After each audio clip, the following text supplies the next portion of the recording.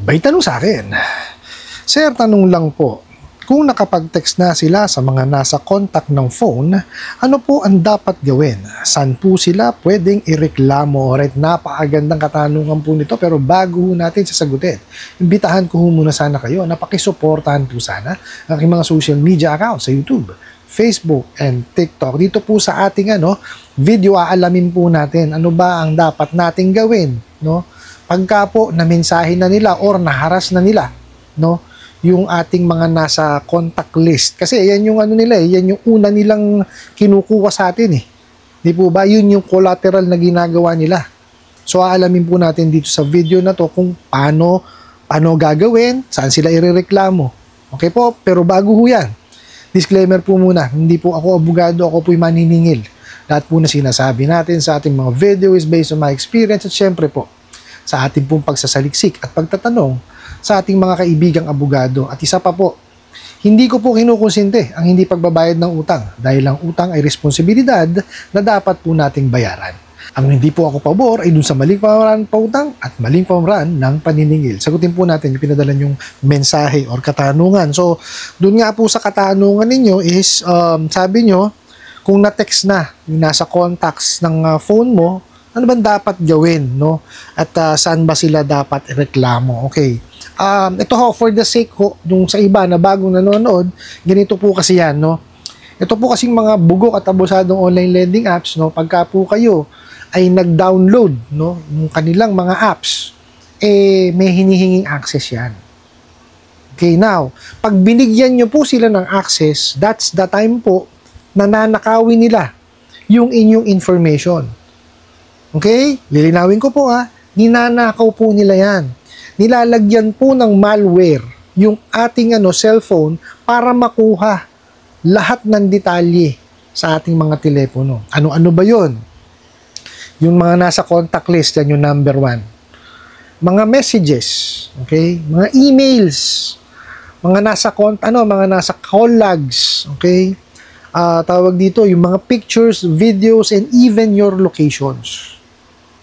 Okay? Ganun kawawalang yayang mga yan. At isa pa, yung mga nasa social media ho natin. Okay? Nakikita rin ho nila yan. No? Ang masakit pa dyan, baka mamaya ho, no? Ito, ang ang hinala ko lang. Kasi di ba, tayo, ang ginagamit nating pang register sa mga social media is yung Gmail po natin. No? Kasi pagka na-access yung Gmail, no, yung sa Google, nandun ho lahat ng password Di siyempre, mahahack na nila. Di po ba? Wala na hong imposible sa technology natin ngayon. Kaya ingatan po natin. Okay, now, ito po. Kaya nila ninanakaw yan kasi po ginagawa nilang collateral. Okay? Ibig sabihin collateral, ginagawa ho nilang panakot sa atin yan. Pagka ho tayo, hindi nakabayad sa takdang panahon. Yun ang masakit. Bakit nila ginagawa yun? Kasi sinorkat nila, no, yung pagpapautang, which is mali. Wala ho kasing there's no such thing as shortcut talaga Diba? Kahit naman sa success Diba? For you to be successful, dapat yan natitisod ka, nadadapa ka, diba? Hindi po pwedeng diretso, walang straight line sa success And even sa pagpapautang po. Di po ba? Hindi ho lahat ng tao binigyan ng privilege na pahiramin. Okay? Kaya nga po may credit investigation, verification, at evaluation. Okay? Actually, that's the purpose of the apps Actually, yung apps na yun, pwede namang gumana yung kahit walang access Diba? Kasi dapat, kung ano lang ho yung inilagay na information, no? Nung nag-a-apply, yun lang ang pagbabasihan nila. At syempre, kung ano yung pinasa at sinabit ng mga documentary requirements. Ang mahirap kasi sa mga bugok na to, no? Manghihingi ng access, binigyan nyo, ninakawan na kayo. Manghihingi pa ng detalye yun, pangalan, address, saan nagtatrabaho, date of birth, kung ano-ano pa, email address, tsaka cellphone number. Ngayon, pag nalaman na nung system nila, na-detect nung system nila na yung number mo is connected sa e-wallet, padadalang ka kagad ng utang. Walang evaluation yan, walang credit investigation, verification, or evaluation. Totoo po. Ano yung mga yan Shotgun approach. Pahiramin ka muna ng maliit. Pag nabayaran mo, pahiramin ka ng medyo malaki. Pag nabayaran mo, pahiramin ka ulit. Ganun sila. Kumbaga, trial and error. Diba? Hindi ganun ang pagpapautang. Malihong diskarte yan. Diba? Kaya nga meron tayong 5 C's of credit: character, capacity, condition, capital, and collateral. Pero po, sa mga ganitong klaseng utang, 3 lang po ang ginagamit. Okay, yung 5 kasi sa mga malakihan yan, yung sa lupa, sa sasakyan, mga ganun po. Pero dito 3 lang dapat: character, capacity, and condition lang. Yun ang dapat i-evaluate base dun sa information na ibinigay, hindi ho ninakaw ibinigay, at dun sa mga documentary requirements na ipinasa. And, siyempre, dapat yan gadaan sa credit investigation. May verification. So, after those 2, tsaka ngayon, mag-i-evaluate. Okay? Dapat ganun Hindi ho nangyayari yun. Kaya nananakaw ngayon yung detalye natin. Punta tayo dun sa katanungan. Okay? Nakuha na ho yung inyong mga nasa contact list. Ngayon, pag hindi kayo nakabayad sa takdang panahon, ayan na. Sisimulan na ho yan. Actually, hindi nga yun one day or 2 days prior the due date pipilitin ka na magbayad. Pag hindi kayo sumagot, eto na. May mensahe na yung may mensahe, tatawagan yung mga nasa contact list po ninyo. Even nasa call logs, hindi nyo kilala. Kasi pag sinabi nyo call logs, ito po yung mga tumatawag sa inyo. Like for example, yung mga, kung meron kayong mga nasa delivery apps, yun, di kaya mga nagdi-deliver ng pagkain, yun yung nasa call logs, natatawagan din yun. Ganyan kawawalang yaya mga inahiyupak na yan. Bugok talaga. Peperwisyo saan kayo nakakita? Wala namang nahiram, di ba? Kumbaga, nananahimik doon sa contact list nyo? Sisingilin. Di ba? Tapos kung ano-ano sasabihin. And hindi lang yun. Isisiwalat pa yung detalye ninyo. Pagkakalat pa doon sa mga kakilala ninyo na kayo ay nakahiram ng ganitong amount sa ganito, hindi kayo alam nyo, sisiraan pa kayo. Di ba? Which is mali. Nasa batas yan Di ba? Hindi mo dapat isinisiwalat ang detalye ng ibang tao. So, may data privacy breach na kagad. Doon pa lang malaki ng kaso yan. Kaya lang mahirap kasi kailangan niya identified. Di ba? Tapos, ito pa. Ipopost ka sa social media. Hindi pa masyasyahan yun. Bukod sa siniraan ka na, siningil na yung mga nasa contacts mo, winalang yan popost ka pa sa social media. So, cyber libel yun. Diba? Actually, pag kayo siniraan ka sa mga kausap sa telepono, defamation yun. Diba? Napakarami po pwedeng isang pangkaso sa kanila. Kaya lang ang mahirap po kasi, kailangan identified. Sino talaga yun nang walang ya sa inyo? At diyan sila magaling. Diba? Kaya nga, pagka nagmensahe sa inyo yan, hindi papakilala kung anong lending, kung anong ola. Di po ba? Hindi magpapakilala kung sino siya. Which is mali. Naglabas po ng kautusan ng SEC, na pagka po tumatawag, yung mga ahente, is dapat yan, nagpapakilala. Okay? Pangalan niya at saan kumpanya siya, ano yung nire-representa niya. Itong mga to, hindi ganun. Mabalik ulit tayo doon sa mga winalangya na na mga contacts nyo. Unfortunately, ganun ang trabaho niyang mga yan. Ngayon, ito po. Kung gusto nyo pong magreklamo, okay, pwede po tayo unahin natin sa National Privacy Commission. Bakit sa National Privacy Commission? Kasi may breach na kagad.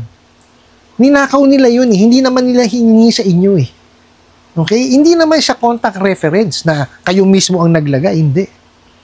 Ninakaw nila yon dun sa inyong cellphone, using a malware. So, mali na kagad yung pagkakakuha nila. So, sa National Privacy Commission po. Okay? And after that, ang gawin po ninyo pala, bago nyo i-complain doon, ikalap nyo po muna pala yung inyong mga ebidensya, yung mga screenshots, na mga pinapadalang mensahe dun sa inyong mga kakilala. Hingin nyo po sa kanila. Okay? Tapos nakalap nyo na siya, that's the time na mag-email ho kayo sa National Privacy Commission, i-attach nyo yung mga tawag dito yung mga proof po ninyo. Okay. Pangalawa, sa SEC po. Okay? Mag-complain kayo sa SEC. Tapos sa PAOK po, pwede rin ho kayong mag-complain. Okay? Sa PNP at saka sa NBI and sa DOJ. Yan po yung mga sangayan ng gobyerno na po pwedeng tumulong po sa atin. Okay? Actually, sa Pasay po, no, meron na tayong one-stop shop doon. So, pag nagpunta kayo doon, sunod-sunod na yon, PAOK, SEC, NPC, PNP, NBI. Okay? With the coordination of Department of Justice. Now, ito pa ang gagawin nyo kailangan. Hindi lang po pwedeng mag-complain lang kayo at kumalap kayo ng ebidensya. Manghingi ho na kayo ng paumanhin dun po sa mga contacts nyo na nasa cellphone po ninyo. Mag-construct ho kayo ng message. No? Manghingi na kayo ng paumanhin. Hindi naman ho ikabababa ng yan pagkataon nyo yan. Okay, mag-construct kayo ng message, no, na nanghihingi kayo ng paumanhin dun sa ginagawa at gagawin pa lamang. Nakawalang yan. Itong mga bugo katabusadong online lending apps na to. Sabihin nyo sa kanila yung totoo na hindi nyo naman alam kamo na ganito pa lang mangyayari. Diba? Hindi pa nga kamo kung lumalagpas sa due date. Na kayo, sinalbahin na kayo, paumanhin kamo. Okay, kung kamo, nakikiusap kayo, i-ignore na lamang kamo nila. Okay, syempre, kaya lang hindi ho kasi natin sila po pwedeng sabihin na baka gusto nyo magpalit na kayo ng SIM card. Hindi naman ho ganun yun eh. Kung gagawin nila, better. Pero mas mainam po manghingi na kayo ng paumanhin tsaka abiso na ganito talaga itong mga bugo katabusadong online lending apps. Dumating ka mo kayo sa panahon na nagipid kayo, nakapanghiram kayo, at hindi nyo naman alam na ganito kawalang ya itong mga bugok na to. Okay po, ibaba na ho natin yung sarili natin. Now, ganito po yan. Naharas na kayo, naharas na yung mga yung mga nasa contacts ninyo. Now, ito po yung panahon na kailangan po natin siyang pagtuunan ng pansin lalo. Okay? Huwag ho kayong maniniwala na huwag nyo nang bayaran. Kasi hindi nyo matatapos yan. No? Huwag ho kayo din maniniwala doon sa mga bura-bura. At huwag kayong papatol doon sa tapal system kasi diyan kayo mababaon. Okay po? Pagtuunan nyo ng pansin, yung pong inyong trabaho. Kasi kailangan yung maghanap buhay ho na maayos para mabuhay niyo yung pamilya nyo. Di po ba? Now, pagka nagawa nyo na yon, syempre, mag-ipon ho tayo. Ipunin ho natin, huwag ho natin ibabayad sa kanila ng paunti-unti kasi walang mangyayari dyan. Itabi natin. Okay? Kumbaga, pagsumikapan po natin, no, bigyan natin ng konting atensyon, no, na eto pambayad ko to kay bugok na Ola. Ipunin nyo ng ipunin. Tapos po kung ang nahiram po ninyo is 10,000 pababa, ang interest lamang po dapat niyan na total is 15% per month. Okay? Ang per day po niyan is 15% divided by 30 is equal to 0.5% lamang po yan per day. Ngayon, kung lalampas po sa isang buwan, may karagdagan po yan 5%. Okay? Yun lamang po kasi yun po yung penalty. So, yung po ang sundin ninyo. Pag nakaipon na po kayo ng ganung halaga, tsaka nyo po bayaran ng buo. Itabi nyo po yung proof of payment. Okay? Now, hindi ho tayo nakakasigurong titigil yan. Mangwawalang ya pa rin yan. Okay? Isang tabi nyo na yon. Kung kaya nyo magpalit ng SIM card, nabayaran nyo na ha. Kung kaya nyo magpalit ng SIM card, magpalit po kayo. Para matapos na yung tawag dito, yung kalbaryo nyo sa kanila. That's the only time na magpalit kayo ng SIM card. Pero tabi nyo yung proof of payment nyo para kung ano man ang mangyari, pakita nyo, bayad na ako. Kahit usang kayo makarating no, kahit sa korte, mababalitan pa sila. So, ganun na lamang po yung inyong gawin. I hope nasagot ko po itong katanungan na to at sana po'y makatulong. Maraming salamat po sa inyong walang sawang pagsuporta at panonood sa aking mga video. Maraming salamat po sa inyong pag-like, pag-share, pag-comment at pagtatanong. And kunin ko na rin po itong opportunity na imbitahan po sana kayo na pakisuportahan po sana aking mga social media accounts sa YouTube, Facebook, and TikTok. Hanggang sa muli po. Yun lang.